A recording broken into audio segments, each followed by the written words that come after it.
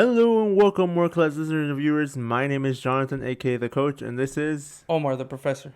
and we are your co-hosts for the World Class Zone podcast. All right, so we got breaking news. Xavi has left Barcelona. Well, is going to leave Barcelona at the end of the season, and Jurgen Klopp has leaving as well at the end of the season. Yes. Got a couple games we're going to be jumping into: Real Madrid, Manchester United, Manchester City. Just very briefly. Briefly. And we are going to be doing our two segments that we do, our famous two segments. Yes. Okay. All right, so let's just jump right into it, Omar. Yes, you want to go ahead and just jump into the breaking news? Breaking news. And you know what? Which one do you think is bigger? Do you think Jurgen Klopp leaving Liverpool is bigger, or Xavi leaving Barcelona is bigger? Jurgen Klopp. Jurgen Klopp is a way bigger news than Xavi. I was testing you. Way bigger news. I was testing you out. So let's jump into the big news. All right, let's jump into Jurgen Klopp leaving Liverpool, because this caught me by surprise. I don't know if it caught you by surprise. Yes, I mean definitely. I was expecting Xavi to leave of this horrible season he's been with Barca, but boom, out of nowhere, Jurgen Klopp decided to leave Liverpool. Yeah, he announced in an interview this weekend on Saturday, I believe, or maybe it was Friday. He had an interview, and he just got in front of the cameras and said, "You know what? I think it's time for me to go." So Yes, I got a couple quotes. I want to go ahead and just go brief. Yeah. It was just like a random video. Just came out of nowhere. Wasn't expecting it at all. Right. He just comes in. They sit him down. He's in front of a chair. Lights, camera action. They ask him, why is he here? What message does he have for the Liverpool supporters? And Jurgen Klopp says, "I will leave the club at the end of the season. I can understand that's a shock for a lot of people in this moment when you hear it for the first time, but obviously I can explain it, or at least try to explain it. I love everything about this club. I love everything about the city. I love everything about our supporters. I love the team. I love the staff. I love everything. But I still take this decision shows you that I am convinced it is the one I have to take. It is that I am, how can I say it, running out of energy. Yeah, age is getting to him. I have no problem now, obviously. I knew it already for longer than I will have to announce it at one point, but I am absolutely fine now. I know that I cannot do the job again and again and again and again and again. After the years we had together, and after all the time we spent together, and after all the things we went through together, the respect grew for you, the love grew for you, and the least I owe you is the truth. And that is the truth. That is pretty much shocking news, Omar. Shocking news. Wow. I mean, you talk about what news? I mean, if you think about it, Jurgen Klopp joined 2015. He's leaving in 2024. I mean, his accomplishment tells it all. I mean, he does have one Premier League on 2019-2020. He does have a FA Cup 2021-2020. EFL Cup 2021-2022. He does have a Champions League as well, 2018-2019. Who cannot remember that? And also a UEFA Super Cup 2019. I mean, he was one of the best, if not so far, the most important manager of Liverpool. I mean, he brought up players, rose them to the fame, such as Mohamed Salah, coming from Rome. You have Van Dijk. You know, Van Dijk was unknown. He was just an unknown player, and then boom, out of nowhere, he had that spark with him. You also have Sadio Mane. Sadio Mane was another one of another star that rose to fame with him. And I support his decision. I mean, I know it's time to close cycles. You know, once you start, you have to end the project.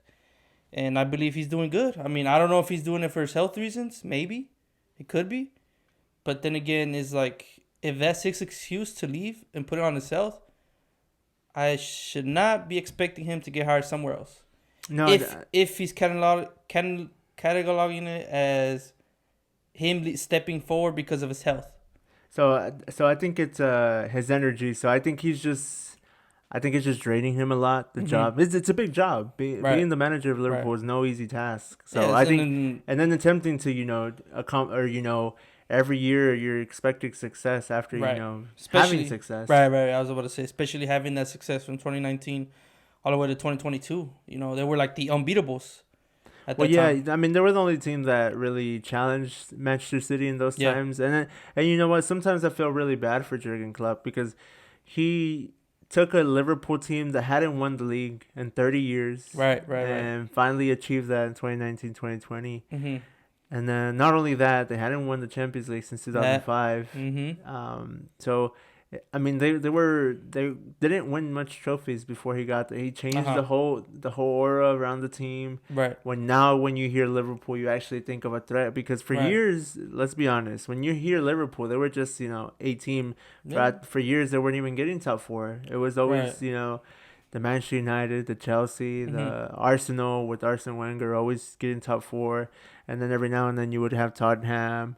Manchester City, Man U. Well, Man U was always there with Sir Alex Ferguson, but that's what I'm saying. After, because Sir Alex Ferguson left, and then Jurgen Klopp came in probably like 2-3 years later, and this Liverpool side is it's different now. And you know what? I feel good in the sense that he came in with such a bad team, the team that he first started with, and he developed such a good team. They've grown with him. They've gotten better. Right. And now he's gone, I guess you can say he's in the second cycle of his team, because he's had to get rid of a lot of the players he originally signed. Yeah. But my God, he's doing a good job, because even now the players that have came in are doing a lot better too. So Szoboszlai, really good center mid. He's, I think, the transfer of the season so far in the Premier League. You have him. Endo's doing a pretty good job. Right. They got rid of a lot of players. Fabinho, Firmino, Henderson. He's in the second cycle, and he's not leaving a bad team behind. He's leaving a good team. So whoever it is coming next into the coaching, taking this big position, it's not like he's leaving them dry. First of all, he's giving them a big heads up, and then second of all, it's a good team. Don't you agree? Yeah, I mean, like I mentioned the players earlier, all those players that they came out of nowhere. They were unknown players, and next thing you know, in a matter of seasons, they became the most sought after and the most transferable ones. I believe he did good for Liverpool. I do see him as one of the top coaches of the Premier League, to me. To my knowledge, and it's good. It's good that if he doesn't feel right, if he doesn't want to continue, he got to step down. So yeah, you mentioned health earlier. So one of the questions that they asked him during this interview was, I think the first thing fans will want to know is, has something happened and are you okay? And Klopp said, I am okay. I am healthy as much as you can be at my age, little bits and bobs, stuff like that, but nothing anybody has to be concerned about. So that's obviously fine. Told the club already in November. I have to explain a little bit that maybe the job I do, people see from the outside. I'm on the touchline and then training sessions and stuff like this. But the majority of all the things happen around these kinds of things.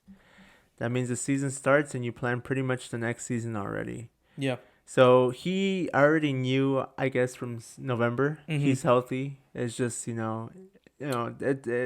is very hectic, doing it over and over again. So understandably so, I see why he would want to leave. Yeah.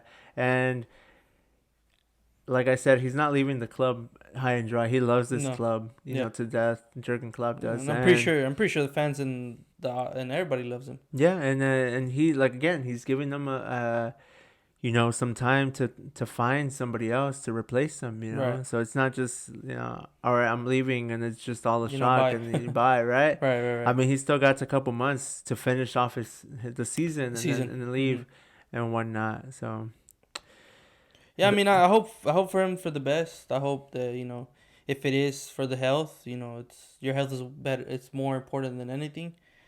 I mean, to me, my theory could be, maybe what if he's hiding it? What if there's something more besides him saying, "Oh, I'm leaving because of my health"? It's not his health. It's him rephrasing it as that. He's just exhausted, I guess. Right. Of being a coach. Your health, and in reality, once you're exhausted. Well, I mean, maybe more of a. Not really. To him, I don't think it's more of a health issue. I just think it's just he's just drained.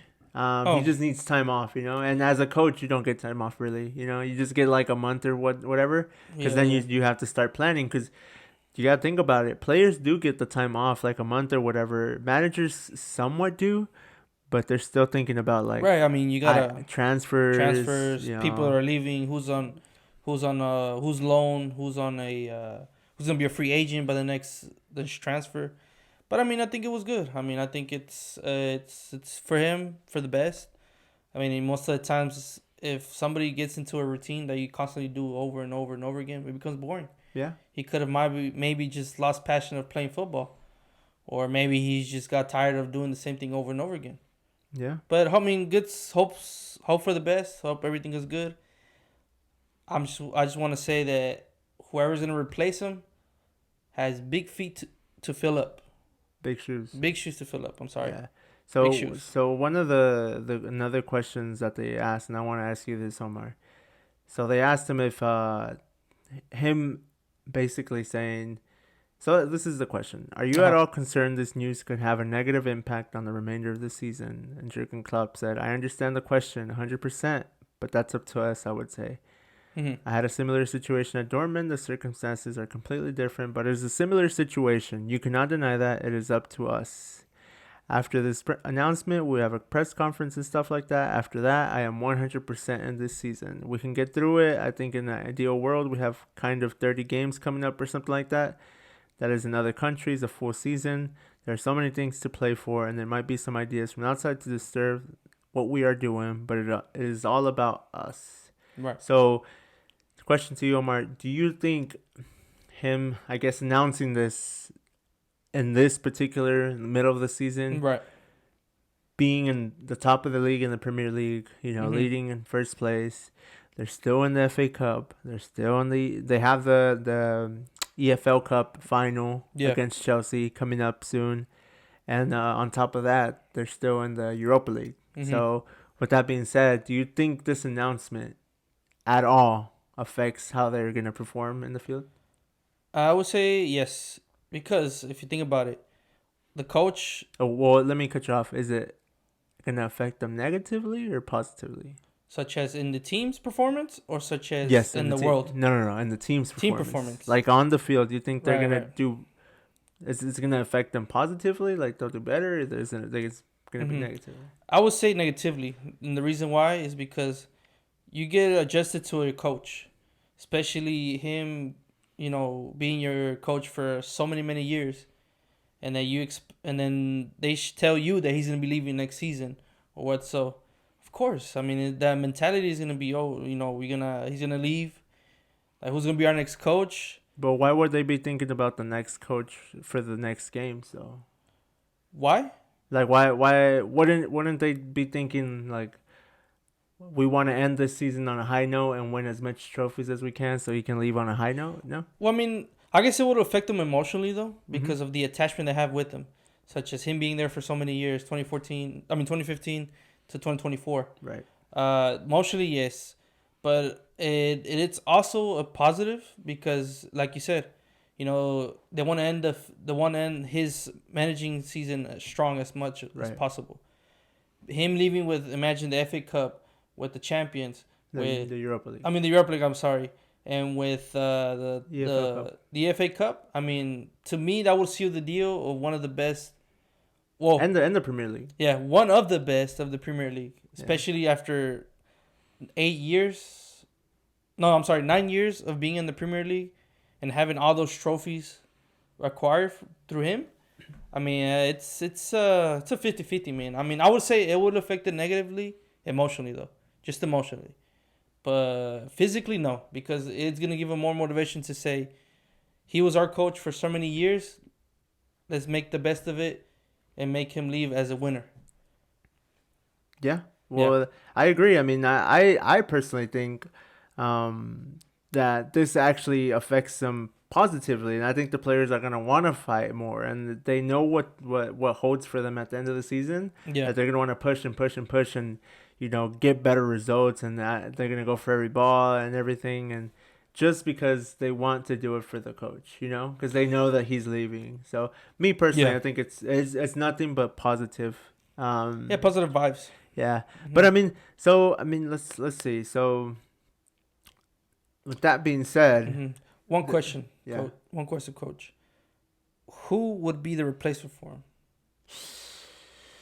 him? Who do you think would be the best? Or if not, closest to him? Obviously, one of the best managers out there.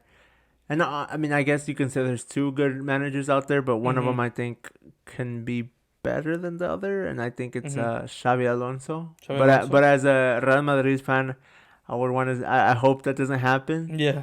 Because it's like you. Well, because Xavi Alonso is a Liverpool legend, and he's also Plus, I mean, a Real Madrid legend. Yeah. He's played for both clubs. He won the Champions League in 2005 with Liverpool, and he's loved. He's loved in Anfield. He's loved. He's really loved. And then that's obviously he's a Real Madrid legend too.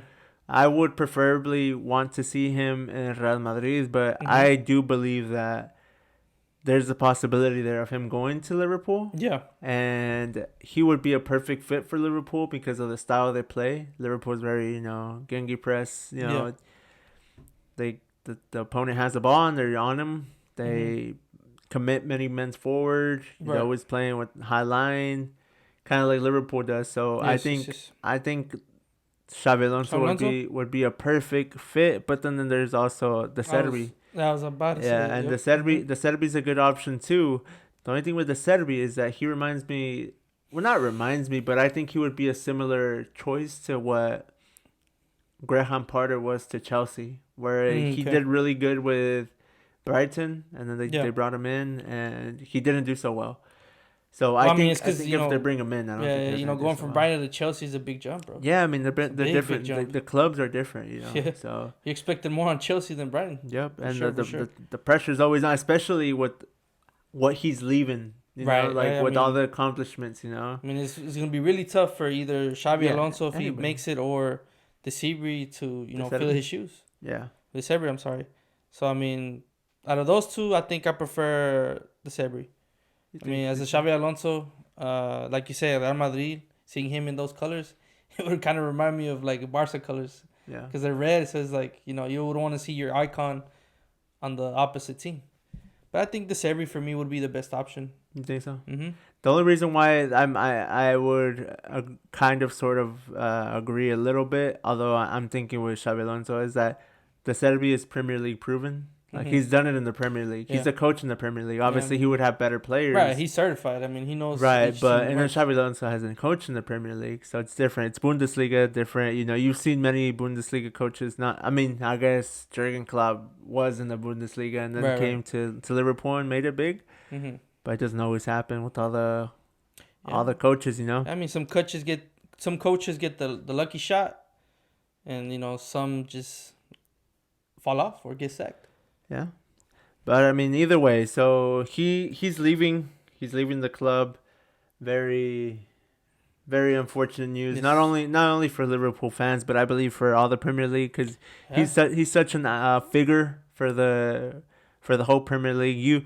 You want the best coaches, the best players in your league, and he's one that's leaving. That's unfortunately the best coaches bring the best players. The best players bring the best crowd. Yep, and the views. So I mean, you're right. Hope everything goes good with current Klopp, and hope for the best. Just make sure do not join a team, because then if not, I won't believe your statement about my health. No, well, I think he's gonna take a year off. But I have one more question before we move on to Xavi leaving Barcelona. Go ahead. Do you think he'll coach Germany eventually? Of course. Yeah. Why wouldn't you? An icon like him, it's like saying, "What do you?" It's like when what's his name, with the Mexican legend, the icon Hugo Sanchez. Yes, he was a Mexican icon. Right. And all they did here with Real Madrid, and how he was discriminated, all the pachichis he did. I mean, it's like him coaching Mexico. He's the icon. He's the icon. So, of course, they would want him in Germany. Why wouldn't they? I mean, Germany hasn't done anything since 2018 from the World Cup? 2014. Who won 2018? France. Oh, I'm sorry, guys. 2014, I'm sorry. Yeah. Since 2014, Germany's been going down. I mean, I think it would suit him, though. But you think I don't know if he's ready for the international league. I think he's more than ready for the international, but obviously Nagelsmann's the current coach, and he's the one leading them to the Euro. Yeah. If anything, if Germany does real good in the Euros, Nagelsmann might get a good chance of staying a little longer. But if they don't succeed as much, because Nagelsmann's contract is only until the end of the Euros, and that's it. Yeah. You know, because Hansi Flick, they fired him because he was doing really bad. But Hmm. I think he's gonna be a coach in the future. So I would hope so. I yeah, me mean, too. I would love I to would see hope him. I so. would love to see him with Germany. See how But it would be different. And they don't work as much. I don't think so. nah, I mean, there's a few games and friendly games, a few cups, then World Cup. I mean, the World Cup you have 4 years to get ready. So, but yeah, hopefully everything was good. Hopefully, like I said, he doesn't join another team. Yeah, being a Manchester United fan, And I really adore Jurgen Klopp, and yeah, I just again me, the coach and the professor both wish him the very best and best of luck. whatever he Don't join does. another team. An icon, Don't lie. Thank you, Jurgen Klopp.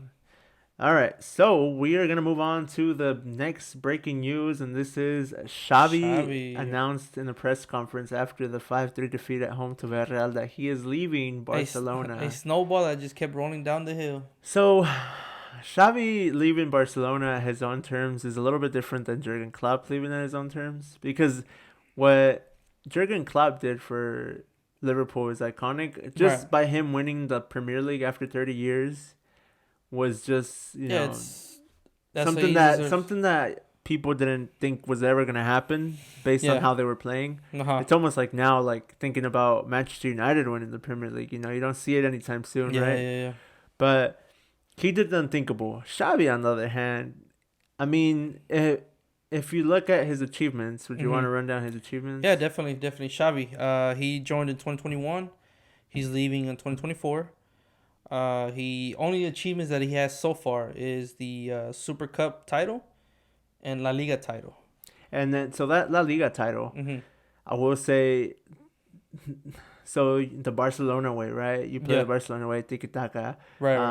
Always have the ball, a lot of goals, Mm-hmm. constantly scoring, Yeah. all this and that, right? When he won that league title, he didn't play like that. Mm-hmm. He played very defensive. They were just a very defensive team, and they would win a bunch of games 1-0.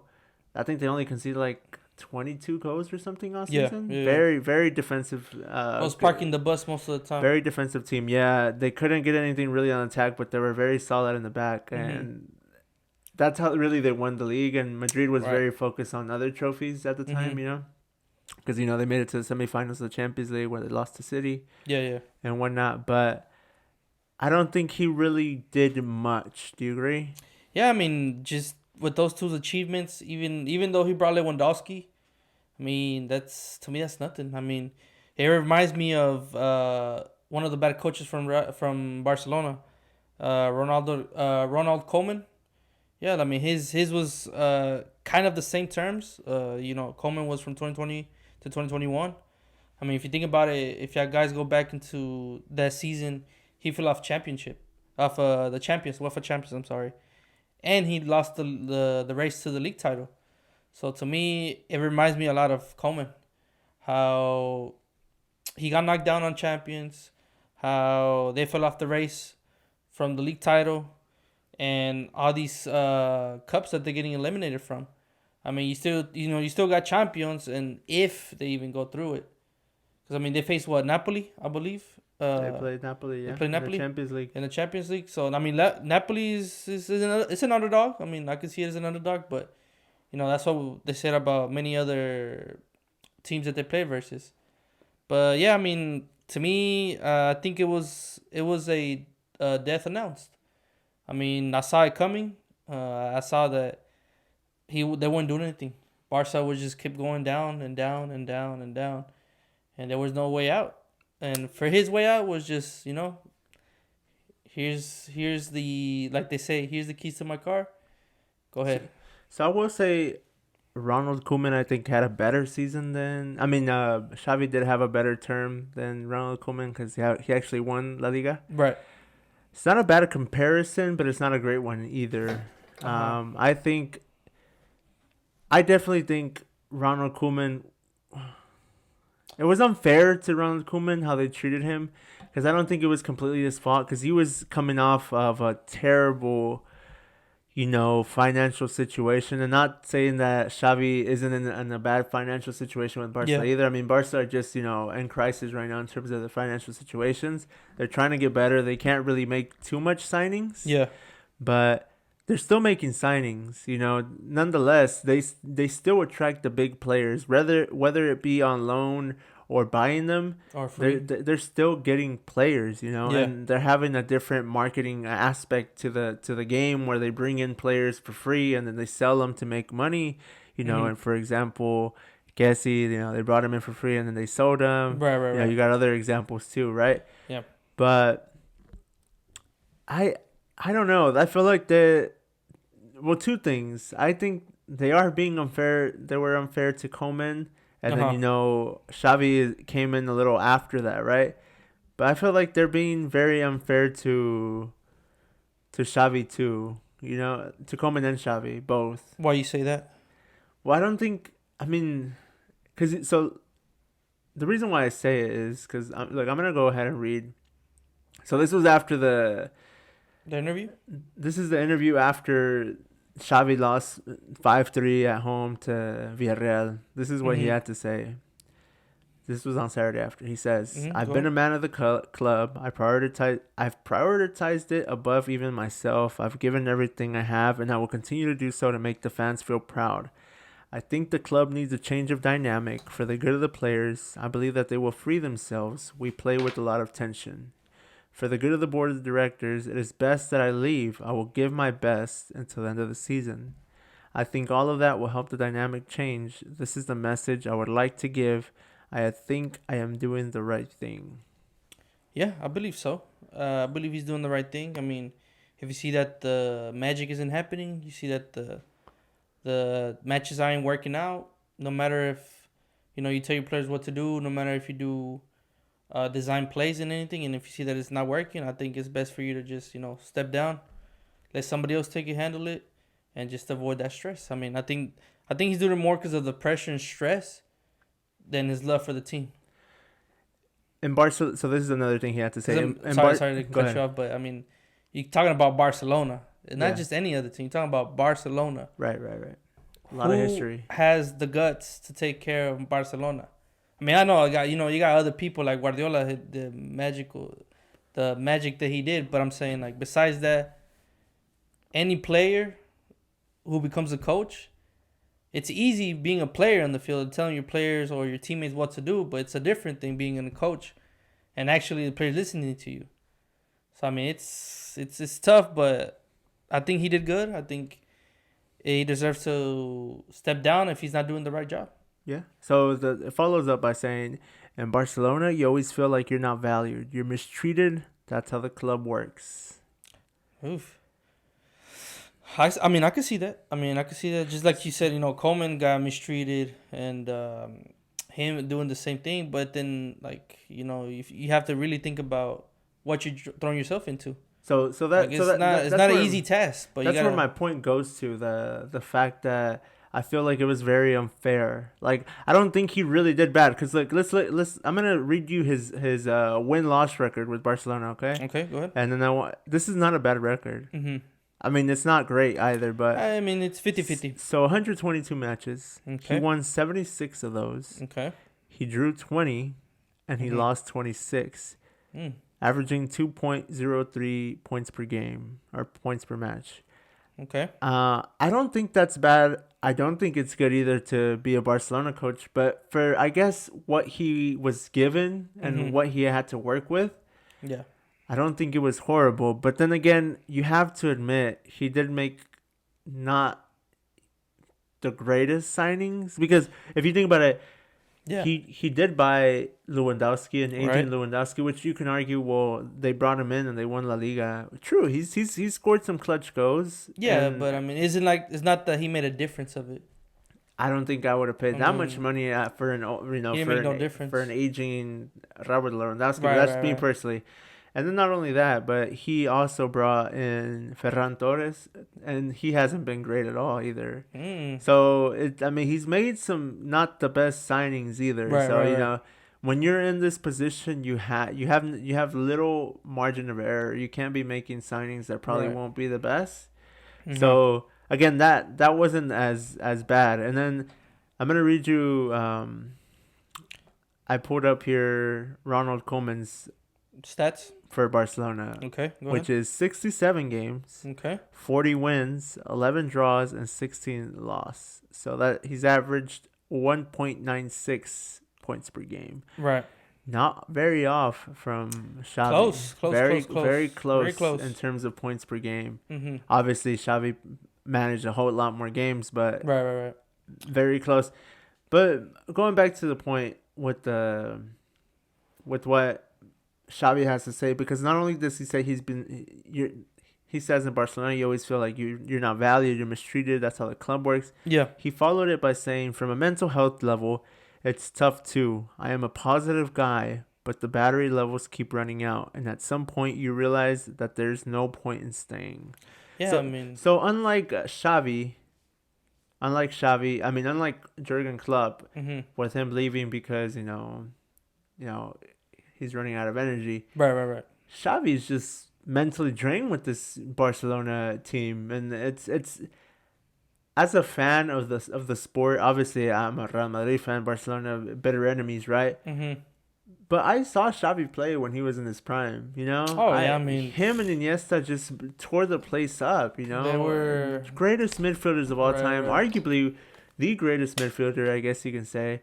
I mean, not in my eyes, but you can argue that. There's people there who would argue that he was, and just Yeah. to hear these words in Barcelona, you always feel like you're not valued, Hmm. you're mistreated. That's how the club works. That's This- heartbreaking, I think. I mean, as I was telling you earlier, I mean, it's different when you're on the field, and it's different when you're the coach. Right. It could be so easily to give directions on field, your teammates, like I was telling you earlier, but to be a coach and have the pressure of not just the fans. You got the media, you have the club owners, you have the upper management. If you do a certain move, you have to go through them. They can't technically do it your own, because most of the times, if you think about it, on all the Premier League teams, there always has to be the final decision maker. He can say, "Oh, I want this player," but if the owners don't give out, then it's not gonna happen. And I'm not saying that's an excuse because saying that, oh, it's because they didn't let him spin or they didn't let him do his magic. It's not even that. It's more like if he played for Barca so many years, he should have known, owners, the upper management, how they really worked. And if they were only giving him the players they had before, who left and then who replaced him? Who did he replace? Yeah, who did he replace? He replaced Coleman. Coleman. Yeah, he replaced Coleman. Yeah, Coleman. Once Coleman left, I mean, to me, I felt that he wasn't ready as a coach. Well, they did the risk where it paid off back in the day with Guardiola, right? Mm-hmm. That they went with a young, inexperienced coach. Yeah. They did the same thing here. Young, inexperienced coach, and they thought it would pay off. And but I mean, you see nowadays, when you bring ex-players who had their prime at those clubs, it's only just to get the market out, if you think about it. Because, I mean, who was a better coach before at that time? Who do you think was the best coach that should replace Coleman instead of Xavi? I mean, yeah, you're right. I mean, there was more coaches. I think they went for more sentimental, emotional aspect. Well, yeah. I mean, and you could say that. Not only that, but they had to pay Coleman to leave. So, and then they were not in the best financial status. So it's not like they could have afforded the best coaches either. Well, I mean, I'm not saying they afford the best of the best, but I mean, at least one that has more experience than Xavi. Because, I mean, to me, I think they did it more for the marketing, such as, hey, look, one of our superstars is coming back to us. Than to instead say, you know what, we can hire somebody, an underdog, to get this team up instead of hiring somebody that has the fame and bringing us cash. Yeah. I mean, I think they did it on the market wise. But, I mean, I don't know what you guys think. If either they did it for the cash and it backfired on them, or they did it for the actual sentimental value of what he brought to Barcelona. That is for y'all guys to decide. Yeah. So he kind of finished it off by saying, I would tell the players tomorrow I'm the most responsible one, so the players will finally feel free now. I'm not driven by financial matters, but by my heart. I think it's the best thing for the club. I don't want it to be a problem, but a solution. And I believe that between now and June, I could still be a solution. So one of the things he kept on repeating, Omar, was saying that the players were gonna feel free now. They were gonna feel free. I don't know what. What is that? I no, because I understood it in a certain way, Uh huh. but it's very confusing because so I want to hear what you how you interpreted this, because I Okay. interpreted it a way which was negative. Never. Okay. Yeah, but go ahead. You say what you think about him Okay. saying that I'm the most responsible one, so the players will finally Okay. feel free now. To me, that statement's basically saying, "I'm done with you." Such as, maybe they didn't listen to him. Maybe he wanted to play a certain way, and the teammates or his coaches or his assistants or upper management didn't allow him to move freely. But then again, the players reflect the coaches. Maybe Xavi was telling them a certain way to play, and the players they said, you know what, I'm gonna do my own way. So basically, to me, it's stating that he's was tired of the players not not following his orders, so he's free of them. That he's no longer gonna have the pressure of them not following his orders, or not playing a certain style that he wanted to. So it's basically saying like, hey, I'm done with y'all. Y'all don't want to listen to me? I'm gone. That's the way I see it. Right.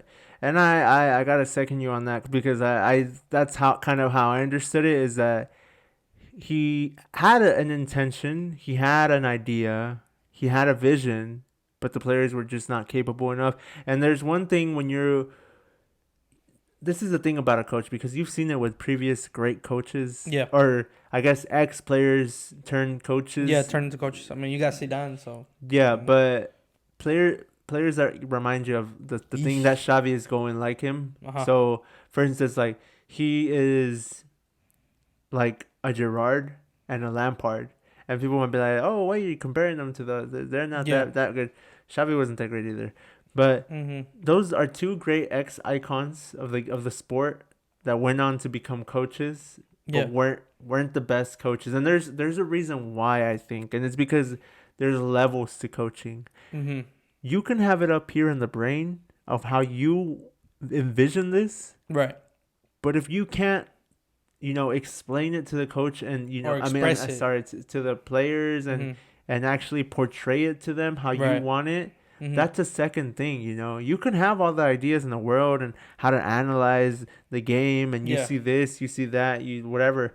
That's one aspect that you need to have. But the second one is actually, getting it through the players' heads and telling them like, okay, this is how you're gonna play, and blah blah, blah, this and that, and getting it through them so they can actually, get it.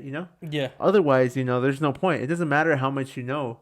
It's like me trying to teach you how to, How to do your job. right, how to do my job, but I know how to And do it perfectly fine. right. And I have it in my head Yeah. how to do it, but I can't explain it to you. I can't make you understand it, Right. because Right. I just don't have the knowledge. Yeah, I don't have the Well, the that skill to right, the skill to teach. to be like a teacher type thing, and he likes that, I believe. And Uh-huh. I agree to basically, finish off, is I agree with what you say.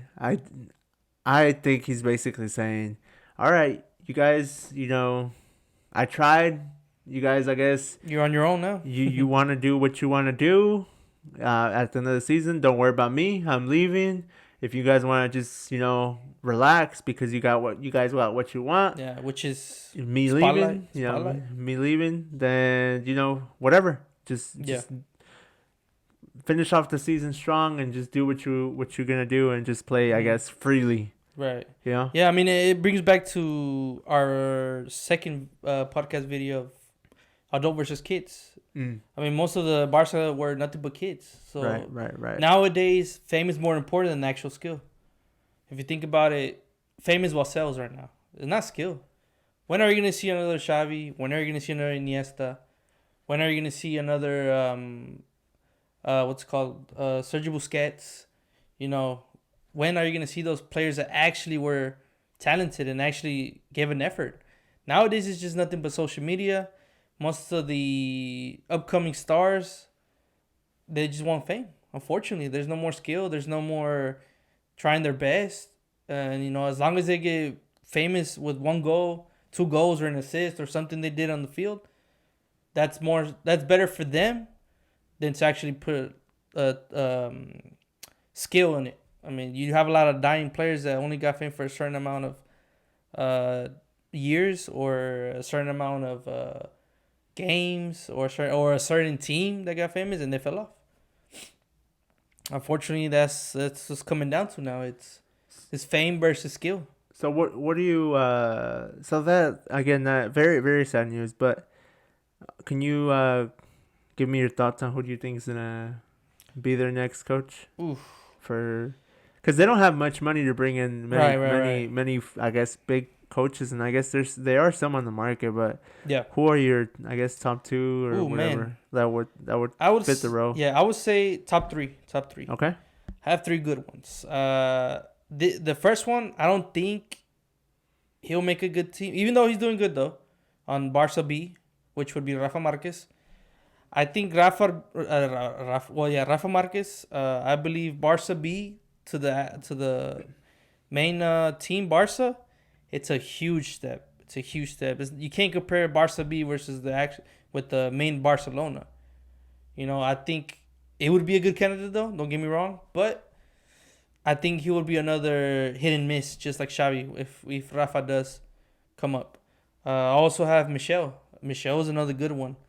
I believe Michel is a good Mitchell. candidate. Huh? Mitchell. Oh, Mitchell. I'm sorry, not Michel. My bad. Mitchell, I believe he's doing good. I believe he's a man for the job. Yeah, he's a man for the job. He does have a little bit more experience, and I believe he's a good one. Also, this one's a questionable one. Thiago Motta. Thiago Motta is also another good one. I believe it would be a battle between Mitchell and Thiago Motta. I'm sorry, Rafa, but you're not there yet. Barca, even though Barca B is doing good, you're not there yet. It's a big jump, and I would want you not to do another hit and miss just like Xavi, where you fell under the pressure, and next you get sacked within a year. So to me, Mitchell and Thiago Motta are the candidates for Barca. Okay, no, not bad. I think if I'm honest, I think they should go the route with Rafa Marquez. Rafa Marquez? Yeah, and I think they should get Rafa Marquez, to live that Guardiola in 2008 where he was the second coach or the reserves coach. Yeah, reserves.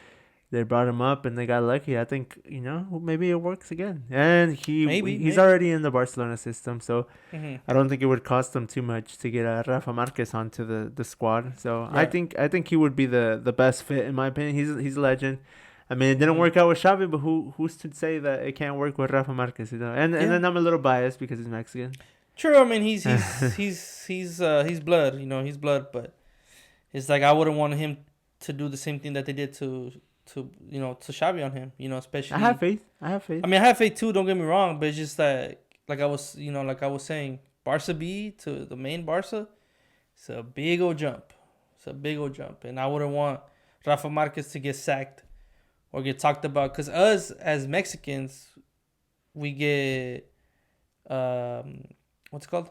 We get a lot of hate towards each other. I mean, we get a lot of hate towards each other. So I mean, you can already imagine if Xavi loses the first game. Oh no! I mean, Xavi. I'm sorry, Rafa.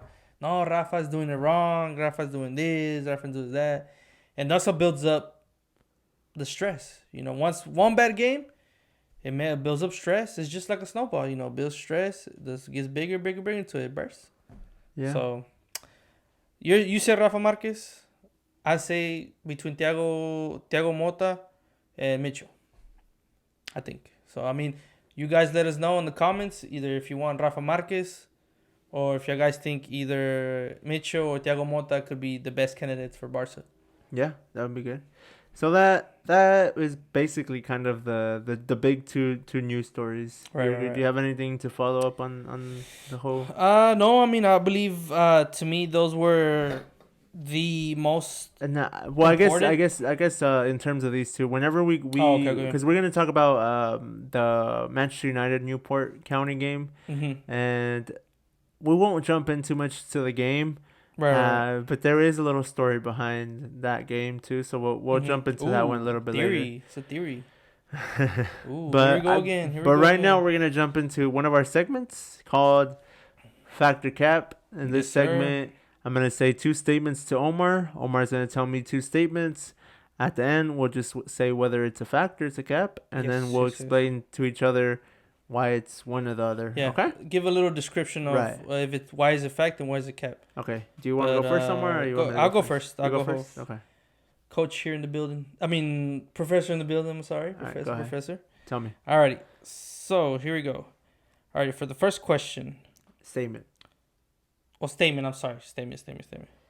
Perdón. Statement. Okay. Cristiano Ronaldo only scored 6 times in his first 8 La Liga matches for Madrid. That's a only 6 goals in 8 matches. Yes. That's a. I'm gonna repeat it one more time so No. y'all can guys get All right. the Go ahead. question. Go ahead. Cristiano Ronaldo only scored 6 times in his first 8 La Liga matches for Real Madrid. I think that's a cap because I think he scored more than that. You sure about that? I'm sure. That is wrong, sir. Oh, it's a fact. It's. I mean, I'm sorry. That is correct. Yeah. Correct. Yeah, Yeah. that is cap. That is correct. Yeah. I'm sorry. My bad. I got mixed up. Yes, Cristiano Ronaldo only scores 7 times. Yeah. 7 times. See, because right now I think now Bellingham has scored 8 times. Yeah, he's Yes. he's passed his record or whatever. Yes, so Yeah. Bellingham for number 7. New CR7. I don't know. Vinny already has it. All right, my turn. The 2002 World Cup was held in Japan and South Korea. Oh, that's a straight up fact. I mean, I remember the ball. I like that ball. That was a nice ball, That's right? a nice ball. That was a really nice ball. Bro, I almost bought one though. Almost. You think that's the best ball the World Cup has ever seen? I think so. But then again, you have the Brazil one. The Brazil. The Brazuca? The Brazil, yes. But I mean, we can get that into later details. But yeah, that is a fact. You are correct, sir. Yes, sir. All Yes, right. sir. Yes, I remember. I mean, I think, like I said, out of the soccer balls, that was the prettiest one. Yeah, it was called the Feber Nova. Nova. Yeah. Nova. Yeah, that was a beautiful one. And Yeah. they're really hard to find now. I mean, so whoever has one, let me know. Alrighty, so second and last statement. So this is for the coach. Alright, so for the last statement, let's see. Alrighty, let me see. Give me a second. My phone is not. It's giving me a hard time. Okay, I'm sorry. Let me go ahead. You want me to go? Yeah, go ahead. Let's go my All phone. right. I'm sorry, guys. Go ahead. You're good. All right, so I'm gonna do another World Cup question. And I'm doing easy ones for you because I think you know what? Nah, I'm on, man. I'm gonna do I'm that. gonna do my icon, my Cristiano Ronaldo statement. Okay. You ready? Go ahead. Cristiano Ronaldo scored a total of 54 goals in the year 2023 for club and country. Ooh. What year? Just last year. Oh, last year for Cristiano Ronaldo. What I want to say, guys, is it's a cap. You don't think he scored 54 goals? Oh, 54 goals. Oh, I'm sorry. No, that's a fact though. That is a fact. I saw. What did you think I said? I heard like 20 something goals. I don't know. Something like that. But that is a fact though. That's a fact. That's a fact. Yes. Ronaldo scored 54 goals and he was the top goal scorer of all the players in last season's 2023 calendar year. And he wasn't even in the team of the year. Yeah, you go figure. You go figure how a guy that wears number 10 who scored, I don't know, couple of goals, got in it, and a man who outscored Haaland and Mbappe didn't make it. But it's whatever. Yeah, I mean, it's rigged, I guess. you could say that though. It could be rigged. It's rigged. It's rigged. It's rigged. Yeah, Alrighty. I mean, it's rigged. That's all I'm gonna say. Go. Gotcha. Alright. Second and last question. Statement. I'm sorry. What's up? Okay, so at 18 years and 24 days, on October 1st, Real Betis Ascendiao became the youngest player to score in each of his first 2 La Liga matches. Ascendiao? Yeah. Ascendiao. How old was he? Did you say? 18 years no, and that's 24 days. cap. That's cap. Yep. That is a cap. Yeah, that's a cap. That is a cap. Yes. Cap. There's been younger players who scored in the first 2 La Liga games. That is a cap. But yeah, that was. I thought I almost got you though. Nah. Those were easy. I think we're 2 for 2, both those. 2 for 2. Yeah. All right. We're getting ball knowledge. We're getting ball knowledge, don't we? Yeah. Who you guys think won, me or the coach? Well, you changed your answer midway. So I had to, bro. I had to give you a little hard one. So no. Like you said first, you said it was a cap, and then you said it was fact. No, it's because I got it confused here. But then it's because my notes. Listen. Yeah, but I got it. All right, so we're gonna jump into the first game that we want to talk about, which is Real Madrid versus Las Palmas. We're not gonna really jump too into depth into the games today, Omar. They weren't as entertaining, to be honest. This weekend's games weren't the best. Even the Man City and Tottenham game wasn't all that. Yeah. It was controversial though. The goal that Man City scored. Mm-hmm. But I mean, we'll jump into it. We'll just discuss that aspect of it. But Las Palmas and Real Madrid again. This game was another Real Madrid win, but they leave it late again. Omar, what is up with Real Madrid and these games of, I guess, struggling? And against these teams there should be easily beat. Easy opponents. I don't know, man. I think it's a matter of time for them to, like I had told in many other podcasts, they need a refresher. They need something. They need a refresher, such as from defenders all the way to the strikers. I mean, I don't think so, Omar. You're exaggerating. It's not that I'm exaggerating at all. I mean, if you're getting beat close to getting beat, it's not that. You know what it is? The smallest teams. No, it's not. Come on, man. I'm gonna stop you right there because it's not that. What's happening? I think it's more of a mentality issue because if you look at their team, they're a very young team. What are they supposed to refresh? Eder Militao is only like 26. Rudiger is 29. Fran Garcia is like early 20s. Yeah. Carvajal maybe needs, if anything, it's just their defense that really needs the upgrades. But then you look at their midfielders. Camavinga's like 21. Yeah. Valverde's like 24, 25 around there. Mm-hmm. You have Bellingham who's just turned 20, about to turn 21, or then you have Chouameni, who's like 24, 23. They're very young. I mean, I don't know what you mean. And then you top it off with Rodrigo and Vinicius, who are like 23, 24, whatever.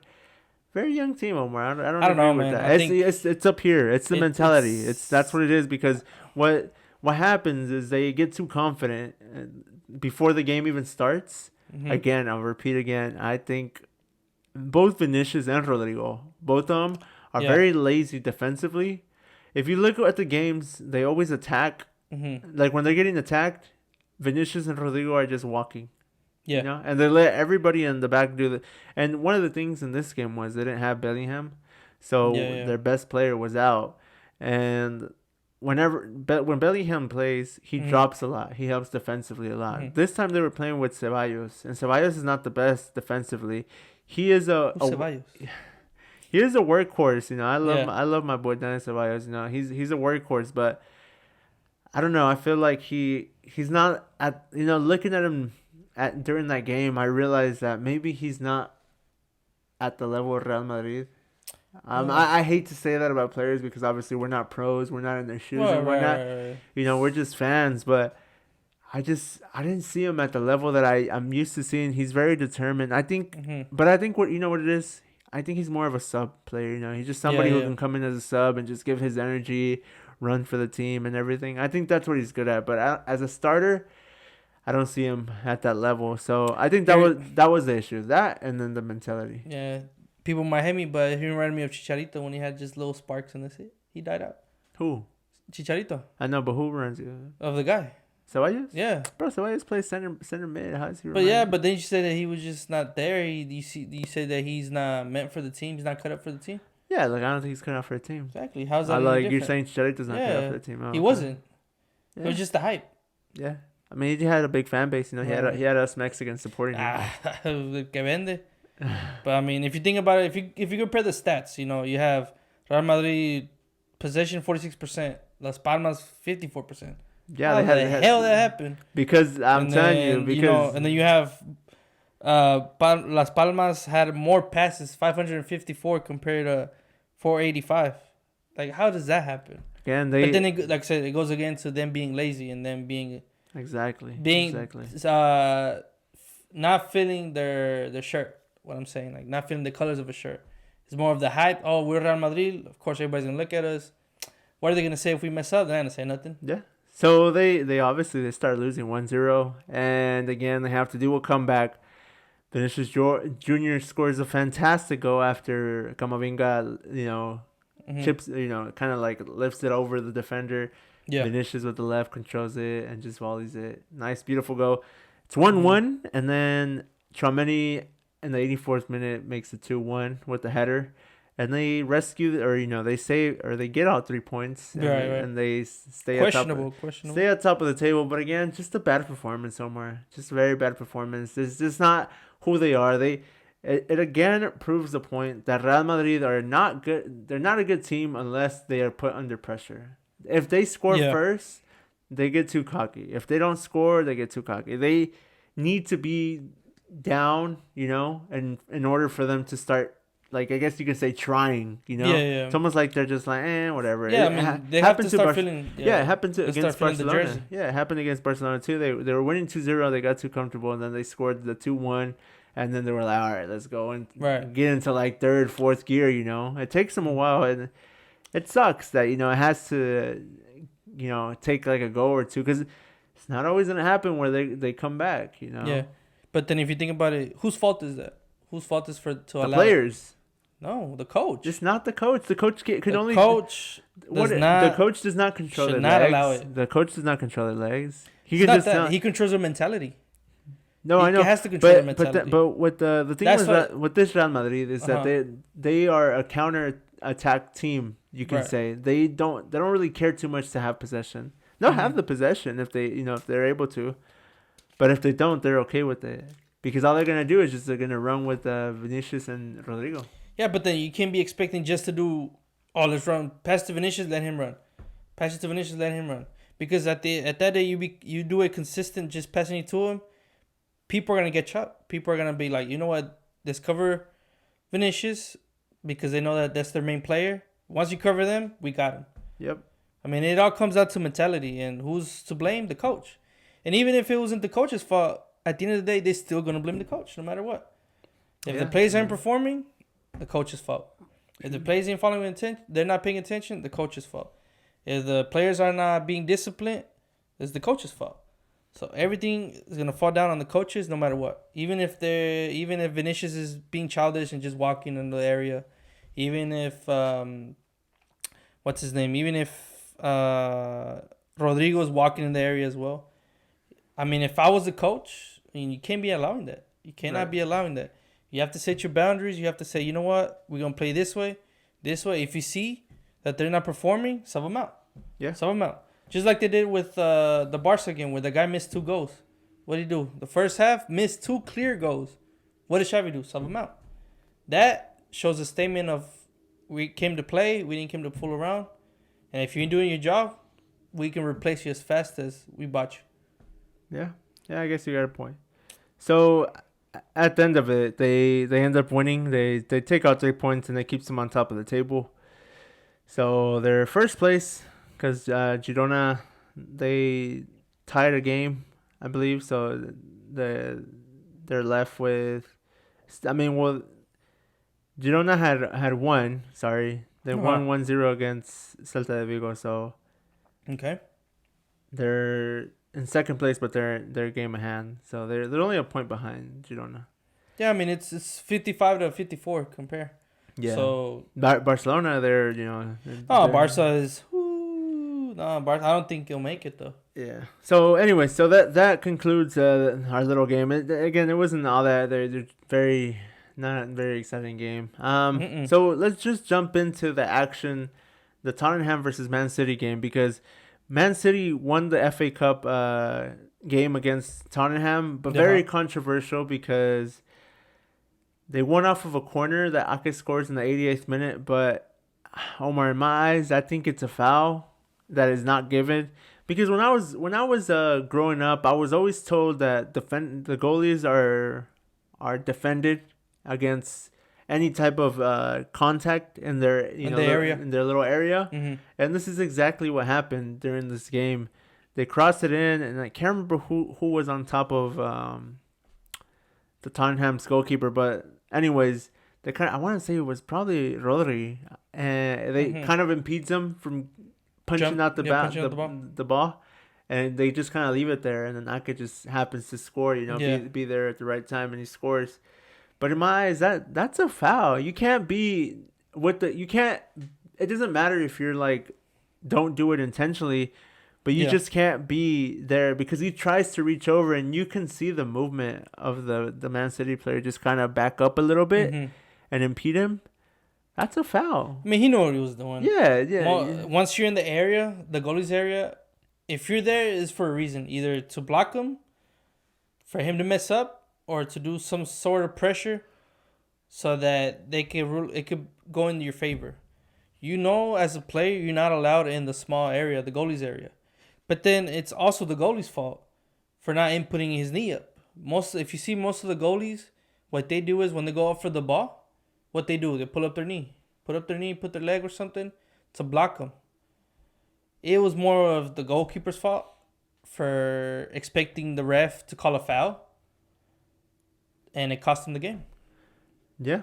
And then again, this game was very not that exciting. It was, I mean, Man City came in obviously controlling the game, and then Tottenham had those chances or whatever, but it wasn't an exciting game how everybody kind of saw it.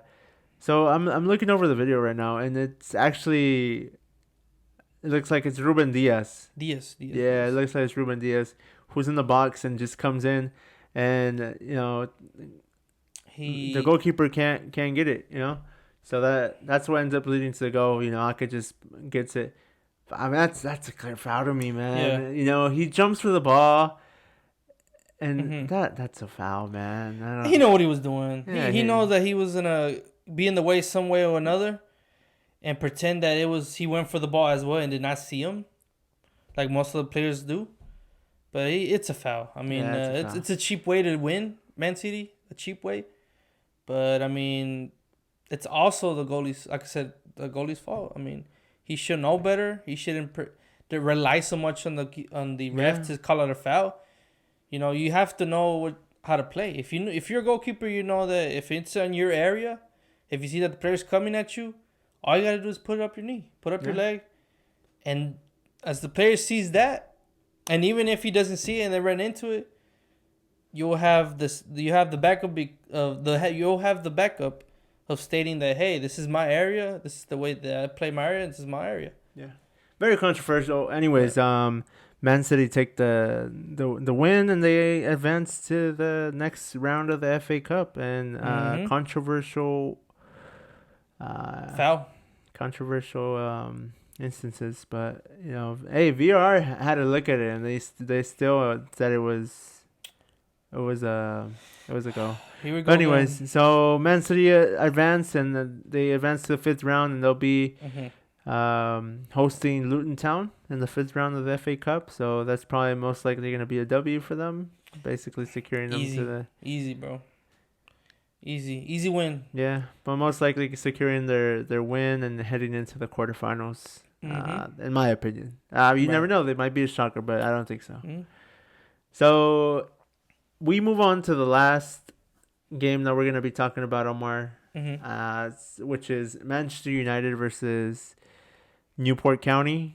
Manchester United, I think, were they had a very strong team, Omar, and they kind of disappointed me a little bit, to be honest, because with Uh-huh. such a strong team, you think they just run past Newport County, and they did for But then again, it's Newport County, bro. Newport County, who plays in the what fourth division of English football. Like they should have beat them Yeah. like 5-6-7-0. The only Right. Right. argument you have is that they were playing, I guess, at home. Newport County was, so it was a little bit Mm-hmm. harder of a game. But you know, the first 20 minutes of Manchester United, you just thought this game was gonna be a breeze. You know, Right. they Right. had a Bruno Fernandes goal very early. Mm-hmm. Cut back. They did the same thing with Kobe Mainoo's goal. A Yeah. cut back and just tap it in. Very good goals. Team goals, and Mm-hmm. then you get a shocking, nice outside the shot or outside the box long shot Mm-hmm. from the Newport County player Bryn Morris, and it's 2-1.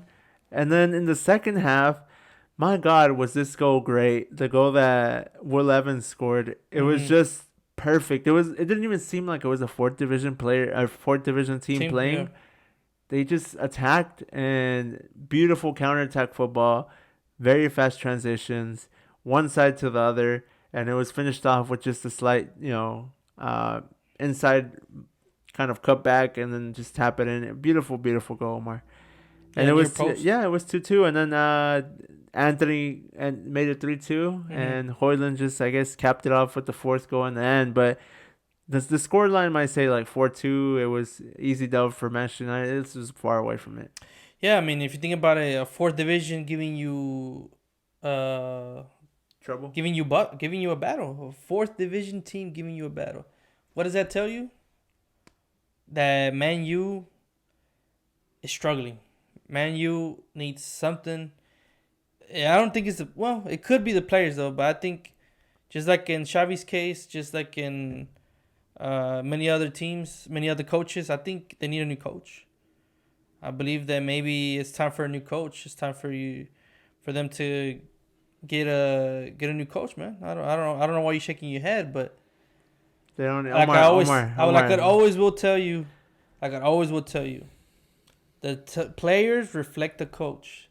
No matter if you have best of the best, if they do not perform, who do they blame?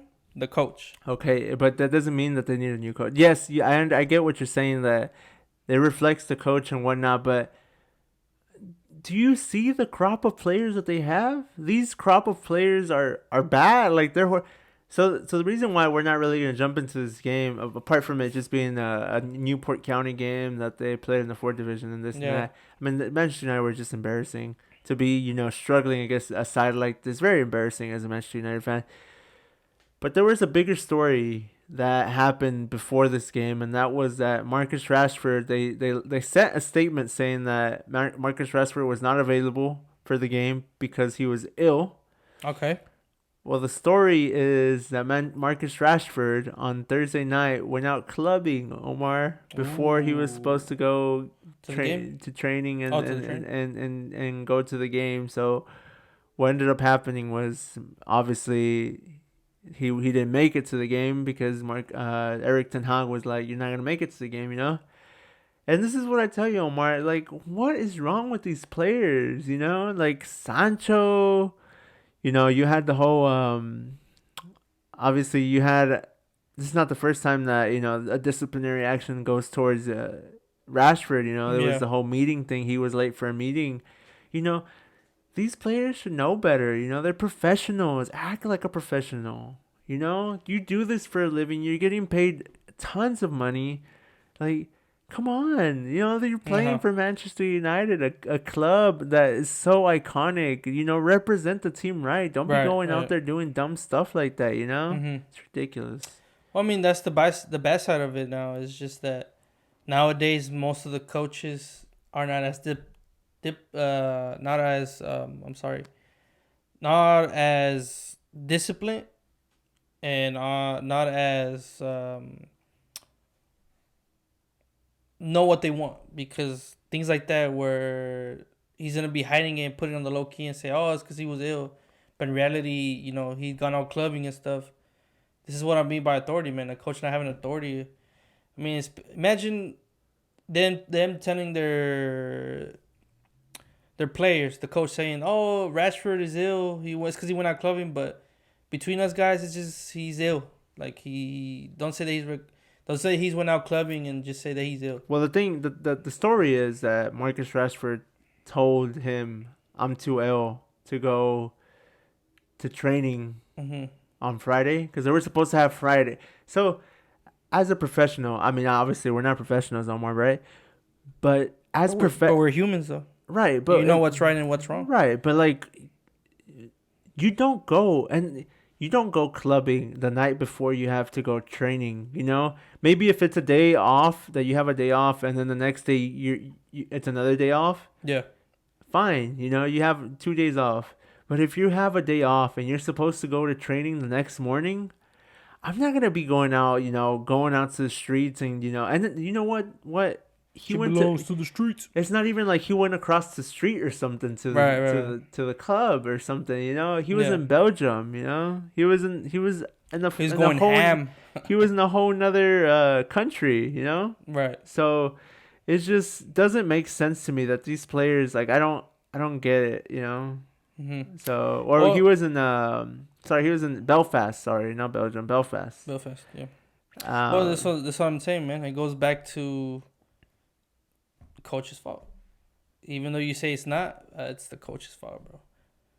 But then again, it's like, you know your limits. You know that you have to be a certain place at a certain time.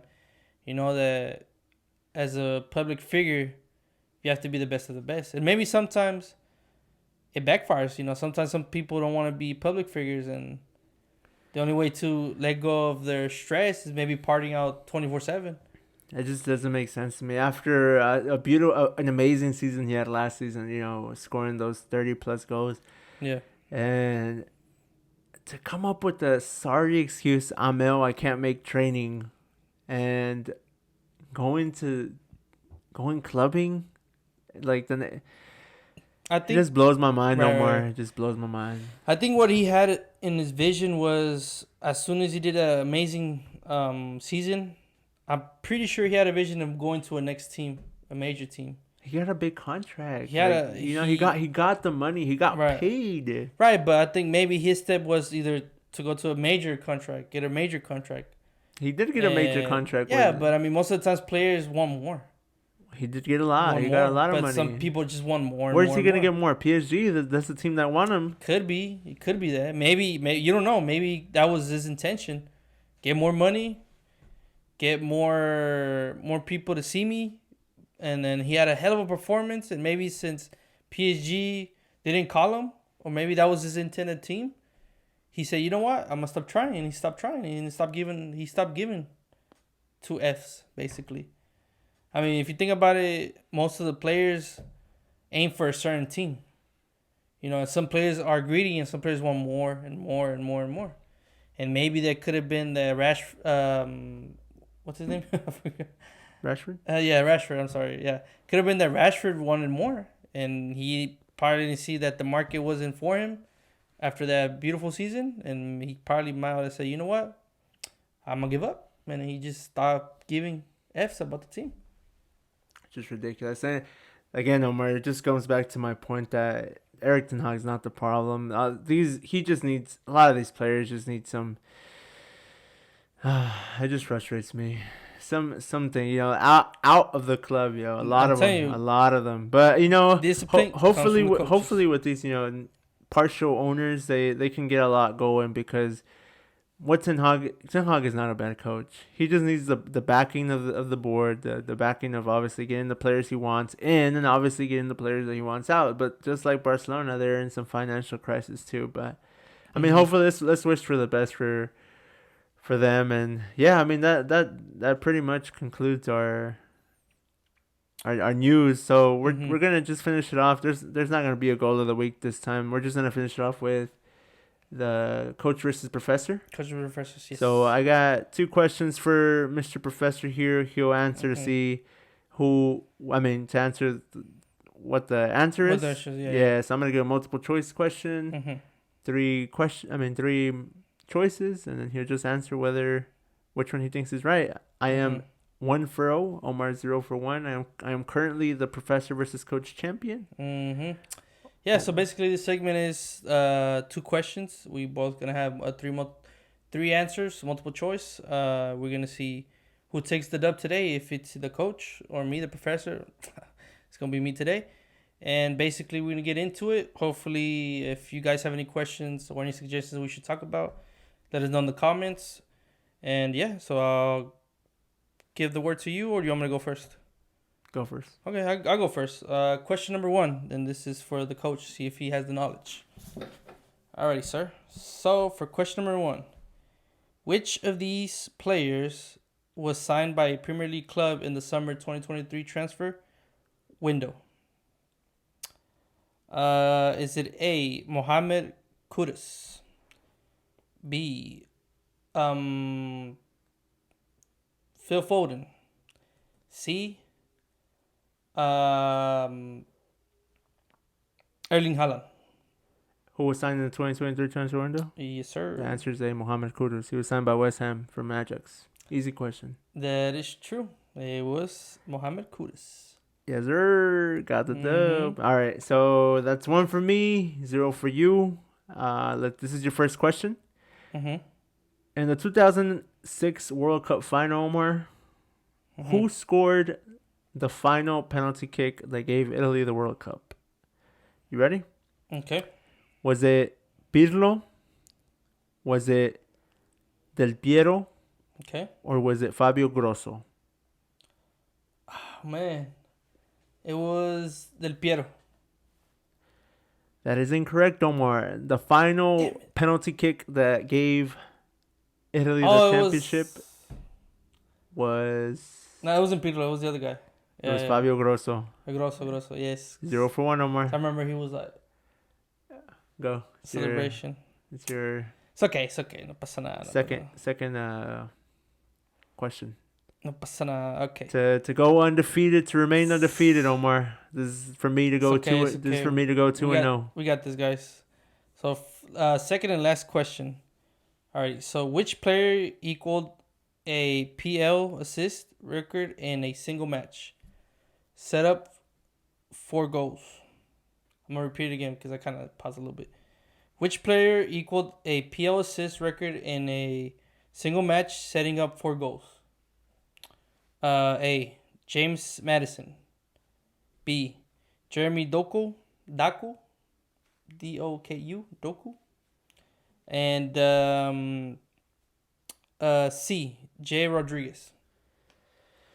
The answer's pretty easy again. It's Jeremy Doku. He got 4 assists. And this was recently, right? He just got 4 assists for Manchester City. Yeah, they were hyping him up really good. Am I right? Yes, that is right. Yeah. It's Doku. I remain undefeated, Omar. I remain undefeated. 2-0. I'm going to finish off this segment with a really easy question for you, Omar. All right? Go ahead.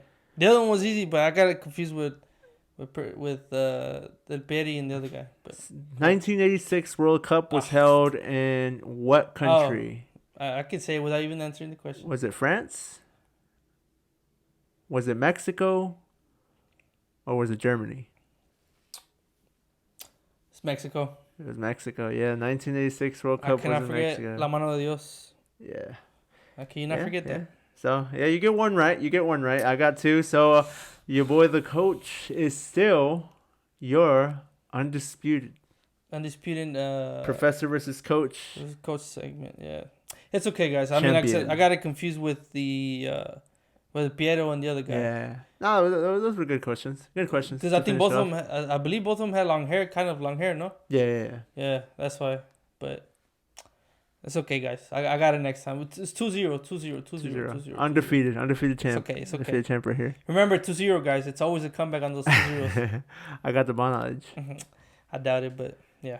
All right. So, do you have anything to add, Omar, before we do our final closeout of, make sure they subscribe? Do you have anything to say before? No, I think it was a pretty exciting episode. A lot of stuff happened, right? We had a lot of things going on, surprises such as Klopp leaving, Xavi, obviously, that was a murder announced since a long time ago.